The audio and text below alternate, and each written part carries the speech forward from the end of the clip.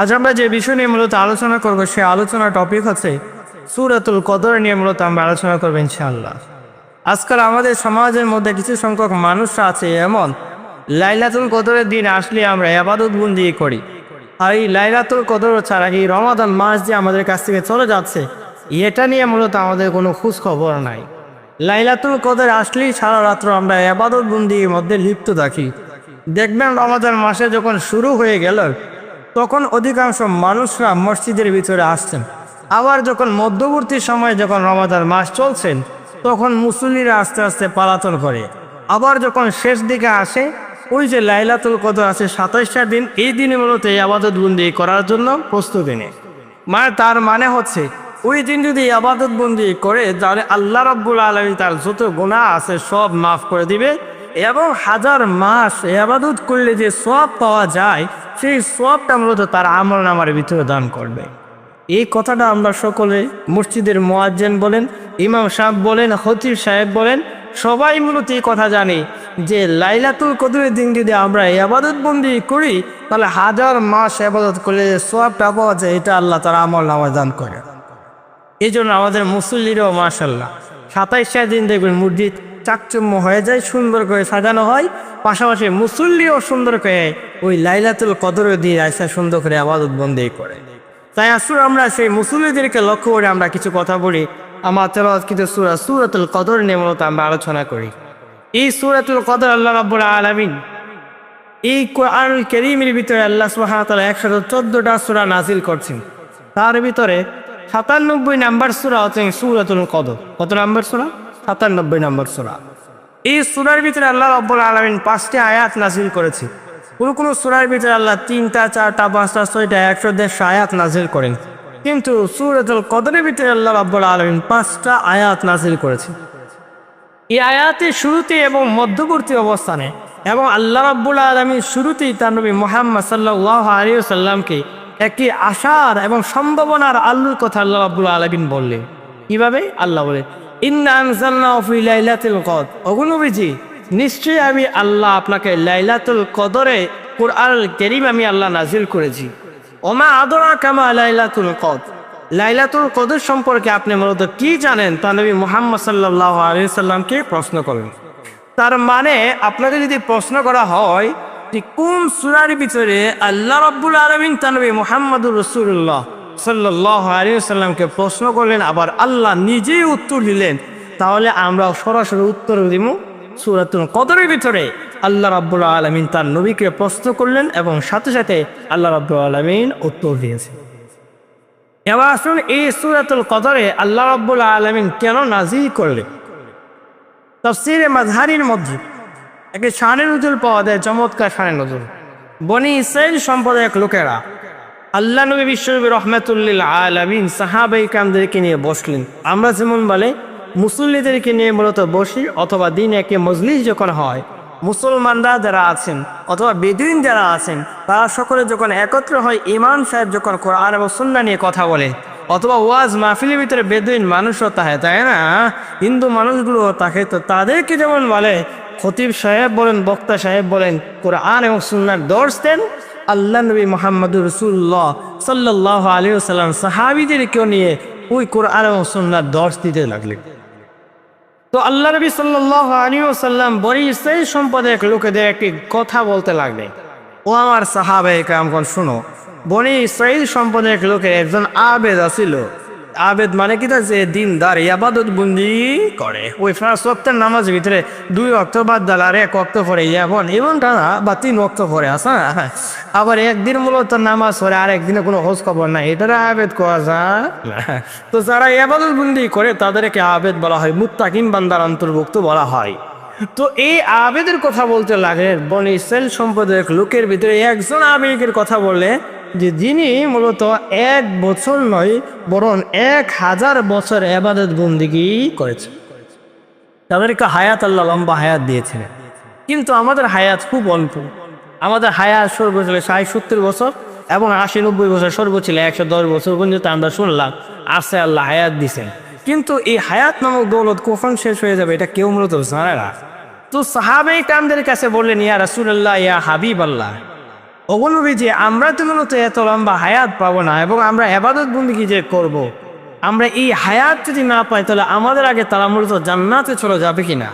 তো নবী সাল্লাল্লাহু আলাইহি ওয়াসাল্লাম বলতে লাগলেন, ও আমার সাহাবীরা শুনো, ওই আবেদের কয়েকটা বৈশিষ্ট্য আছিল। তারা দিনের বেলা মূলত জিহাদের ময়দানের মধ্যে লিপিয়ে পড়তেন এবং জিহাদের ময়দানের মধ্যে লুটিয়ে পড়ছেন। আবার নবী সাল্লাল্লাহু আলাইহি ওয়াসাল্লাম বলেন, ও আমার সাহাবী, সারা রাত্রের মধ্যে দাঁড়িয়ে তারা ইবাদত বন্দেগী করতেন। তার মানে দিনের বেলা জিহাদের ময়দানে, রাতের বেলা তারা দাঁড়ায় ইবাদত করতেন, কিয়াম করতেন, মানে নামাজ পড়তেন। তো রাসূলুল্লাহ সাল্লাল্লাহু আলাইহি ওয়াসাল্লাম যখন এই কথা বললেন সাহাবীদের সামনে, সাহাবীরা বলেন, ওগো নবীজি, আমাদের আগে তো তারা জান্নাতের মধ্যে চলে যাবে, কেননা আমরা শ্রেষ্ঠ নবী মুহাম্মদ সাল্লাল্লাহু আলাইহি ওয়াসাল্লামের উম্মত। ওগো নবীজি, আপনি শ্রেষ্ঠ, আমরাও মূলত শ্রেষ্ঠ আপনাকে পাওয়ার কারণে, আর আমাদের আগে তারা মূলত কিভাবে জান্নাতে চলে যাবে এটা তো আমরা মেনে নিতে পারি না। আল্লাহ রাব্বুল আলামিন জিব্রাইলকে বললেন, ও জিব্রাইল, যাও আমার নবী মুহাম্মদ সাল্লাল্লাহু আলাইহি ওয়াসাল্লামের কাছে গিয়ে ঘোষণা দাও, আমি আল্লাহ কোরআনে কারীমের ভিতরে তাদেরকে সুসংবাদ দিলাম। কি সুসংবাদ? ও আল্লাহ বলেন, ইন্না আনজালনাহু ফি লাইলাতিল কদর ওয়া মা আদরাকা মা লাইলাতুল কদর। এই যে আল্লাহ সূরাতুল কদর নাজিল করলেন, 5টা আয়াত নাজিল করলেন, তাহলে বুঝতে পারলেন যে আল্লাহ কেন সূরা নাজিল করলেন। বনি ইসরাইল সম্প্রদায়ের লোকের একজন আবেদকে লক্ষ্য করা, এই আবেদ দিনের বেলা জিহাদের ময়দানে থাকতে আর রাতের বেলায় ইবাদত বন্দেগী করতেন। এজন্য আল্লাহ বলেন, ওগো নবীজি, আমি আল্লাহ কুরআন কারীমের ভিতরে একটি সূরা নাজিল করে দিয়ে আপনার উম্মতের জন্য, আপনার সাহাবীদের আত্মার খুরাকির জন্য আমি আল্লাহ একটা দিন দিলাম। সেই দিনে যদি ইবাদত বন্দেগী করে তাহলে আল্লাহ রাব্বুল আলামিন তাকে 1000 মাস ইবাদত করলে যে সওয়াব পাবে, তার সওয়াবটা আমি আল্লাহ দান করি। শুধু তাই নয়, ওই যে 1000 বছর যে ইবাদত করছে, আর আমি আপনার জন্য ঘোষণা দিলাম 1000 মাস, 1000 মাস, কোন খুল শেষ নাই। এটা কত হবে এটা মুফাসসির কেরামগণ বলেন, এটা আল্লাহ ভালো জানেন কত মাস হতে পারে। তবে কিছু কিছু মুফাসসির কেরামগণ বলেন 83 বছর 4 মাস ইবাদত করলে যে সওয়াব পাওয়া যায়, এই সওয়াবটা আল্লাহ ওই দিনে ইবাদত বন্দেগী করলে দান করে। বুঝছেন কথাটা? এই কথাটা হইলে তো অনেক মুসল্লিরা আশা দেখ যায় যে এই দিন ইবাদত বন্দেগী করার লাগা প্রস্তুতি নিবে, আর বাকি দিনে কোনো খোঁজ খবর নাই। মনে রাখবেন, বাকি দিন যারা মতো ইবাদত বন্দেগী করছে তাদের জন্য আল্লাহ এই দিবসটা দিল। ওই যে রমাদান মাসের ঈদ কাদের জন্য দিলেন? যারা রমাদান মাসে রোজা আদায় করছেন তাদের জন্য ঈদ। আর যারা ইবাদত বন্দেগী করছে না, আল্লাহর বিধান পালন করছে না, রোজাও আদায় করছে না, তারাবিও পড়ছে না, সেহরিও কোনো খবর নাই, ইফতারের কোনো খবর নাই, মানে আইসে একা যাইব একা, এই চিন্তা করতে করতে ইবাদত বন্দেগী থেকে অনেকটা গাফেলা গেছে। এই জন্য তার জন্য আল্লাহ রমাদান মাসের রোজার পরে যে ঈদ, এটা তার জন্য নয়, যারা ইবাদত করছে তাদের জন্য। ঠিক তেমনিভাবে আল্লাহ বলছেন, যারা ইবাদত করেছেন তাদের জন্য আমি আল্লাহ ওই যে লাইলাতুল কদর নাজিল করলাম। এই লাইলাতুল কদরের দিন আল্লাহ নবী বিশ্বনবী রহমাতুল লিল আলামিন মুহাম্মদুর রাসূলুল্লাহ সাল্লাল্লাহু আলাইহি সাল্লাম শরীরের মধ্যে ভালো করে গামছা টাইট করে বেঁধে মূলত দাঁড়ায় ইবাদত বন্দেগী করতেন রাত্রে বেলা। আর দিনের বেলা তো ইবাদত বন্দেগী তো আসুন। রাসূল সাল্লাল্লাহু আলাইহি সাল্লাম একটা মজার বিষয় শুনেন। এই বদরের যুদ্ধের কথা যদি আমরা বলি বা জিহাদের কথা যদি বলি, বদরের জিহাদ, এই জিহাদের কথা 624 খ্রিস্টাব্দে বদরের প্রান্তরে আল্লাহ নবী মুহাম্মদ রাসূলুল্লাহ সাল্লাল্লাহু আলাইহি সাল্লাম রমাদান মাসে রোজা আদায় করে তিনি মূলত জিহাদের ময়দানে গিয়েছে। আজকাল আমরা এমন হয়েছে রোজাই আদায় করি না, আর জিহাদের গান যদি আসেন আবার রোজা থাকার অবস্থায় চলে দেখবেন মুসলমানের 12টা বাজে যাব। এই যে রমাদান মাসের লাইলাতুল কদর যে আসছেন, অনেক মুসল্লিরা দেখবেন এটার কোনো খোঁজ খবর না, এই দেখবেন দোকান ভাড়ের মধ্যে খোঁজ খবর আছে, ঠিক না? আবার ফেসবুকের ভিতরে দিয়ে দিবা আল্লাহ আমরা সবার জীবনে গুনাহ মাফ করে দেন, তার মানে হচ্ছে ফেসবুক হলো মানুষ। এই জন্য আল্লাহ নবী মুহাম্মদ রাসূলুল্লাহ সাল্লাল্লাহু আলাইহি সাল্লাম বলেন, এই দিনের কদর কইরো, এই দিনে ইবাদত বন্দেগী কইরো। আসলে আমরা কয়েকটা হাদিস নিয়ে মূলত জানি, তার আগে এই সূরার ভিতরে আল্লাহ কি বলছেন সেটা নিয়ে আমরা একটু বলি। আল্লাহ বলেন, ইন্না আনজালনাহু ফি লাইলাতিল কদর। ইন্না মানে নিশ্চয়, আনজালনা আমি আল্লাহ অবতীর্ণ করেছি, অগণবিজি আমি আল্লাহ আপনার উপর শ্রেষ্ঠ গ্রন্থ আল কোরআন কারীম নাজিল করলাম। সুবহানাল্লাহ।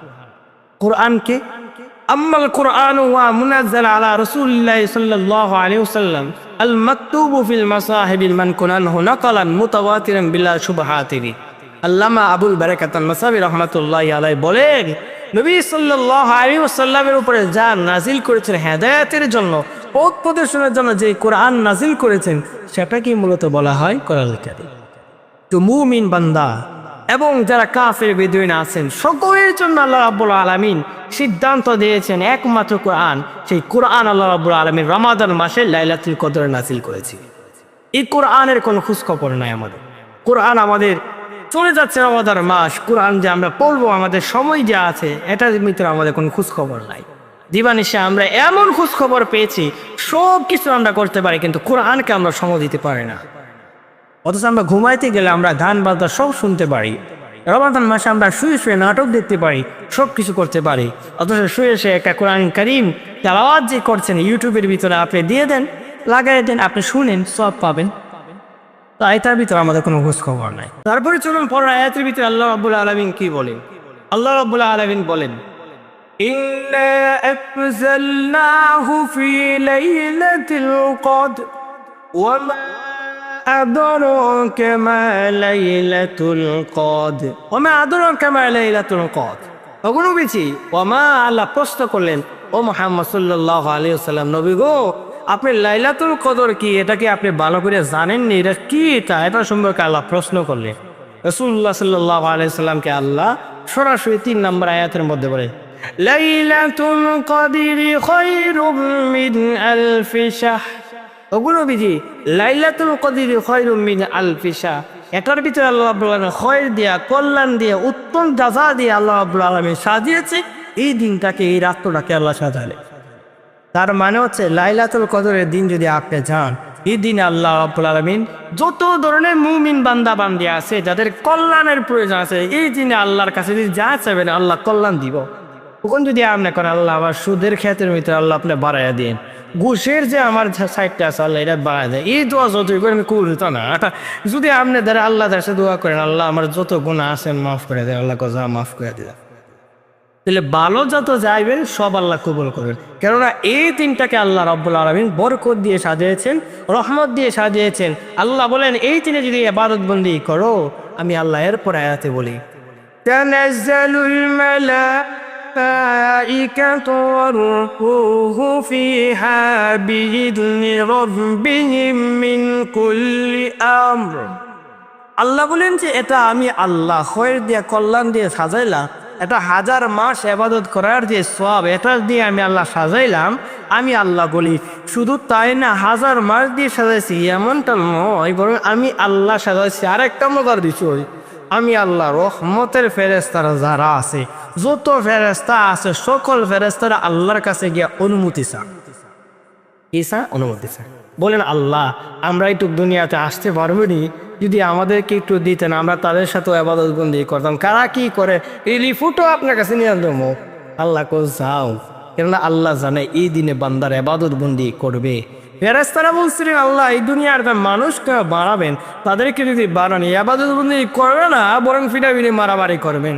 আল্লাহ বলছিলেন, ক্বালু ইন্নী আ'লামু মা লা তা'লামুন, ও ফেরেশতারা আমি আল্লাহ যা জানি তোমরা তা জানো না। এজন্য আল্লাহ জানাইবার লাগে বললেন যে আসো, সমস্যা নাই। এজন্য আল্লাহ বলেন, রহমত দিয়ে যে, বরকত দিয়ে যে আমি আল্লাহ এই রাত্রটাকে সাজিয়েছি, মাগফিরাত দিয়ে যে আমি আল্লাহ সাজিয়েছি, আমার গোলাম যেন ইবাদত বন্দেগি করে, সেটা দেখার জন্য ফেরেশতারাও আসেন, ফেরেশতারাও চাই ইবাদত করবার জন্য। তো আল্লাহ বলে, ফেরেশতারা যে আসবে কতক্ষণ পর্যন্ত তারা থাকবে? আল্লাহ সালামুন হিয়া হাত্তা মাতলাইল ফাজর। আল্লাহ বলেন, এই রাতটাকে আমি আল্লাহ ফজরের মুহূর্ত, মানে আগ মুহূর্ত পর্যন্ত আল্লাহ এই বরকতটা দিতে চায়। মানে প্রশ্ন রাখতে পারে, হুজুর কতক্ষণ পর্যন্ত? মানে আমরা এলাকার মানুষ কইতে পারি যে কতক্ষণে আমরা যদি কাম কাজ করি, মানে সকাল 10টার দিকে 3টার মধ্যে কাজ করবো, 4টার মধ্যে যদি করলে 400-500 টাকা পাবো, হিরা জন্ম লাগে না, বলে না। এই জন্য আল্লাহ বলেন, বান্দা ওই পিড়ও আমি আল্লাহ তোমার জানাই দিলাম। আল্লাহ বলেন, সালামুন হিয়া হাত্তা মাতলাইল ফাজর। আল্লাহ বলেন ফজরের রাত পর্যন্ত এই দিনটা থাকবে, ওই রহমত দিয়ে আমি আল্লাহ যে সাজাইছি, হাজার মাস ইবাদত করলে যে সওয়াব যে আছে এটা দিয়ে আমি আল্লাহ যে সাজাইলাম, রহমতের ফেরেশতারা যে আছে, আমি আল্লাহ কোরআন যে নাজিল করলাম, আর লাইলাতুল কদর যে আছে এটা দিয়ে যে আমি আল্লাহ সাজাইলাম, এটা ফজরের আগ মুহূর্ত পর্যন্ত সময় আছে। যদি আবাদত করতে পারো আল্লাহর লাগিয়া, তো আল্লাহ বলছেন বান্দা হাজার মাস আবাদত করলে যে সওয়াব, এই সওয়াব আমি তোমার আমলনামায় দান করি। এই আয়াতের অর্থ হয়ে দাঁড়ায়, এই সূরার অর্থ হয়ে দাঁড়ায়। এবার আসুন এই লাইলাতুল কদরটাকে আল্লাহ রাব্বুল আলামিন কি দিয়ে মূলত সাজাইলেন, সেই বিষয় নিয়ে মূলত আমরা রাসূলুল্লাহ সাল্লাল্লাহু আলাইহি ওয়াসাল্লামের কিছু হাদিস মূলত আমরা একটু জানি। নবী সাল্লাল্লাহু আলাইহি ওয়াসাল্লাম বলেন, এই রমাদান মাসে যদি কোনো মানুষ যদি ইবাদত বন্দি করে, লাইলাতুল কদর দিন যদি ইবাদত বন্দি করে, তাহলে আল্লাহ নবী সাল্লাল্লাহু আলাইহি ওয়াসাল্লাম বলেন, মান সামা রমাদানা ঈমানা ওয়া ইহতিসাবা গুফিরা লাহু মা তাকাদ্দামা মিন যামবি। রাসূল বলেন, যদি ঈমান থাকে আর সওয়াবের আশায় যদি ইবাদত করে, একবারের ঈমান নাই, একবার আমি শুনি আর বিধিবিধান মানে না, তাহলে এর ঈমান থাকলো? এ যদি আল্লাহর কোরআনে একটা বিধান যদি না মানে, এ যদি চুরি যদি করে হাত কেটে লইবে, এইটা আমি মানি বুঝো না। কোনো মানুষ যদি কর না, আল্লাহ বলেছেন যে জিনা বিচার কইরো না, যদি করো জিনা বিচার রজব মারবার কথা বললেন, তো এই বিধান যদি মানে না, মানে সব বিধান মানে, একটা বিধান না মানলে তাহলে ঈমান থাকবো? ঈমান থাকা তো আল্লাহ বলে ঈমান যদি থাকে আর সওয়াবের আশায় যদি ইবাদত করো, মান সামা রমাদানা ঈমানা ওয়া ইহতিসাবা গুফিরা লাহু মা তাকাদ্দামা মিন যামবি। নবীজি বললেন তার যত পিছনের গুনাহ আছে সব মাফ। এই কথাটা না তো আমরা সুবহানাল্লাহ কইলাই ভাই, কারণ আপাতত দিন সুই করলাম, রাইতে করলাম, জিনা করলাম, বিবিসা করলাম, আজকে এই দিনে যদি তাহলে আমার আল্লাহ সব গুনাহ মাফ করে দিছে, সুবহানাল্লাহ। তো আল্লাহ নবী মুহাম্মদ রাসূলুল্লাহ সাল্লাল্লাহু আলাইহি ওয়াসাল্লাম বলেন, আল্লাহর সাথে যত ধরনের রিলেটিভ গুনাহ আছে সব মাফ, বান্দার সাথে যত গুনাহ আছে কোনো মাফ নাই। আপনি করছেন এক বেটার হেড গেতে সুন্দর গেতে আল কাইটটা গেতে নিজের হাতটা বাড়ালে যায়নি, তুই মনে করছেন আপনি ফাইলেবেন মাফ না। আপনি মনে করেন ভাই বোনের হক আদায় না করে এই দিনে গত ইবাদত করছি, তুই আল্লাহ মাফ করে দিব না? আল্লাহ বলেন এই মাফ কোনো মাফ না, আগে ভাইয়ের কাছ থেকে মাফ নাও, তারপরে বান্দার কাছ থেকে যখন মাফ নিবা আল্লাহর কাছে মাফ চাইবে, আমি আল্লাহ মাফ করে দেব। তো রাসূল বলেন এই দিনে যদি কোনো মানুষ ইবাদত বন্দি করে, সওয়াবের আশায় যদি কোনো মানুষ ইবাদত করে, তার যত পিছনে গুনাহগুলো আছে সব গুনাহ আল্লাহ মাফ করে দিবে। অপর এক হাদিসের মধ্যে রাসূলুল্লাহ সাল্লাল্লাহু আলাইহি ওয়াসাল্লাম বলেন, হাজার মাস যে ইবাদত বন্দেগী যদি করে, তার চেয়ে মূলত উত্তম দিন হয়, সেদিন হচ্ছে লাইলাতুল কদর।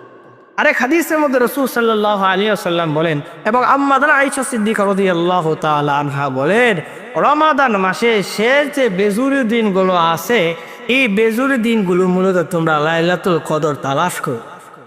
যেমন 27টা, যেমন 21, 25, 29টা দিন আছে, 23 দিন আছে, এই দিনগুলো তোমরা ইবাদত বন্দি করে তালাশ করো। আজকাল আমাদের দেশের ভিতরে মাশাআল্লাহ কিছু মানুষ আছে লাইলাতুল কদর তালাশ করে হালে 27টা দিন, 27টা দিন, আর কোনোদিন ফানা হয়ে যায় হালে 27টা দিন ইবাদত করে।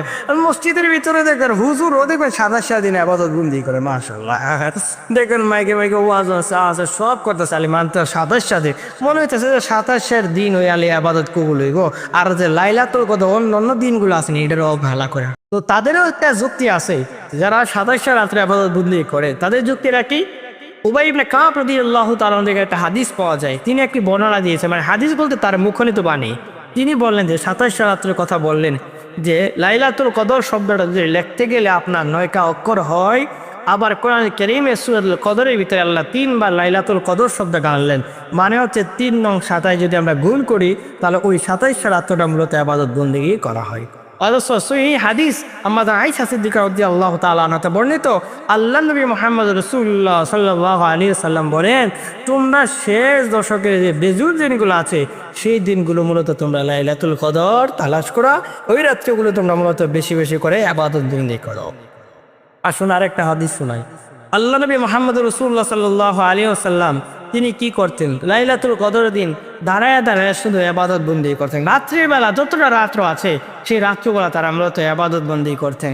আজকাল আমরা এমন হয়েছি রাত্রিবেলা ইবাদত বন্দেগী করলে ওই সিঁড়ির পরে হ্যাঁ ঘুমে যাই, আসলে ঘুমাই গেলে কাম হইতো না, রাইত আবাদত বন্দি করবেন, আবার সেহরি খাওয়ার পরে আপনি কি করবেন, নামাজটা আদায় করে যদি ঘুমান, তাহলে আপনার জন্য সাকসেসফুল একটি সময় রসুল বলেছেন বিষ্ণু গুনাহ মাফ।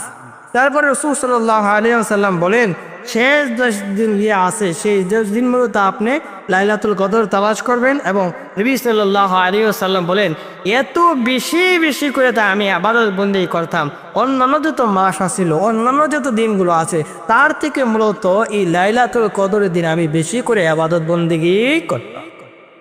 এক হাদিসের মধ্যে এমন আছে নবী সাল্লাল্লাহু আলাইহি ওয়াসাল্লাম লাইলাতুল কদরের দিন যখন আসতেন, নবী সাল্লাল্লাহু আলাইহি ওয়াসাল্লাম কোমরের ভিতরে ভালো করে গামছা বেঁধে ইবাদত বন্দি করতো। অথচ আমরা কয়দিন কোমরে ইবাদত বন্দি করছি কারো ছাড়েন না।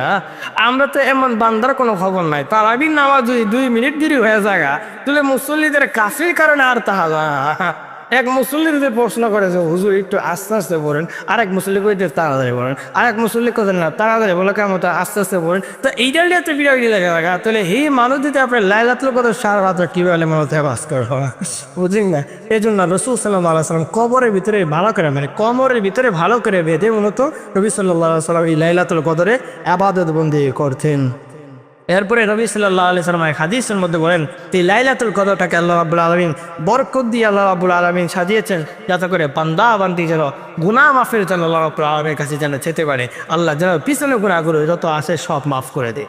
তারপরে রাসূল সাল্লাল্লাহু আলাইহি ওয়াসাল্লামের হাদিস থেকে স্পষ্ট ভাষায় পাওয়া যায় নবী সাল্লাল্লাহু আলাইহি ওয়াসাল্লাম এই রাত্রের বেলা তিনি মূলত কেমন ছিল এই লাইলাতুল কদরটা, এই দিনটা মূলত কেমন হবে, রাতটা মূলত কেমন হবে, সেই বিষয় নিয়ে মূলত আমরা একটা হাদিস শুনি। রাত্রটা মূলত হবে শান্ত এবং প্রশান্ত দিয়ে মূলত বাড়ানো হবে।